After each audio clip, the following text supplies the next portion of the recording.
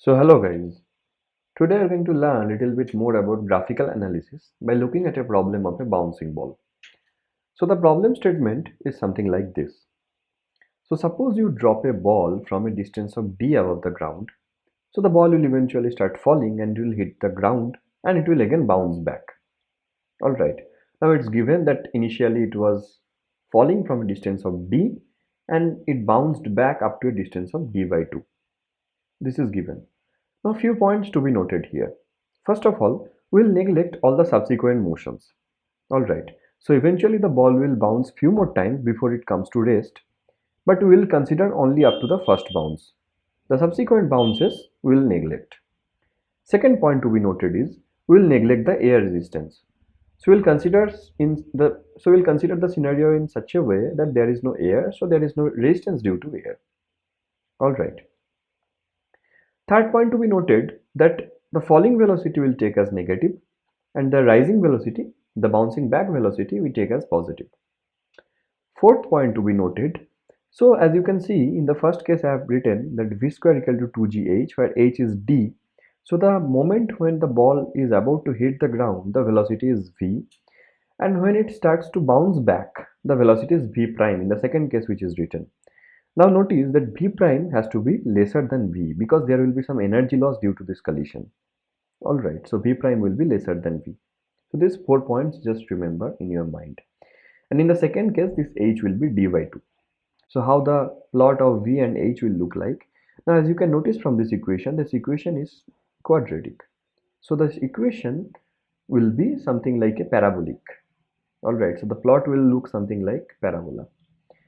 So out of this 4 option, immediately this third option is crossed out because this is a straight line and v square equal to 2gh cannot be this. So out of the rest of these 3, first, second and fourth, which one will be correct? That we need to find out. Now in rest of these 3 plots, first, second and the fourth plot, in all the plots as you can notice at d equal to at the distance of d and at the distance of d by 2 velocity was 0. So the d was the initial falling point when we just leave the ball to fall down, and the d by 2 is the after bouncing back the point at which the ball reaches maximum. So both the cases velocity is 0. So and in the all the 3 graphs which is correct.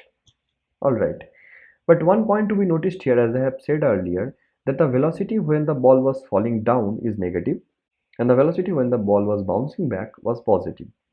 Now as you can see in the second and the fourth scenario, in the second scenario both the cases velocity is positive. So this is the bigger one is the falling curve, the smaller one is the bouncing curve, and both are positive. Here bigger one is the falling curve and the smaller one is the bouncing curve, both are negative.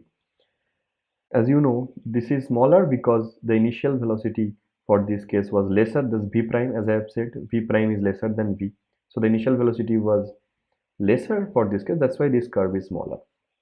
But in the first scenario, as you can see, the initial velocity is negative, but the bouncing back velocity is positive entirely, right?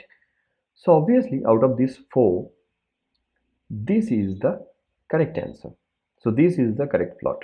So like that, you can analyze your graphs, the provided the data that is given in the problem, and you can correctly predict, and you can also visualize very nicely in your mind what the problem actually looks like. So this is another example for graphical analysis. Hopefully I'll make more maybe in future. So I hope this was helpful. Thank you.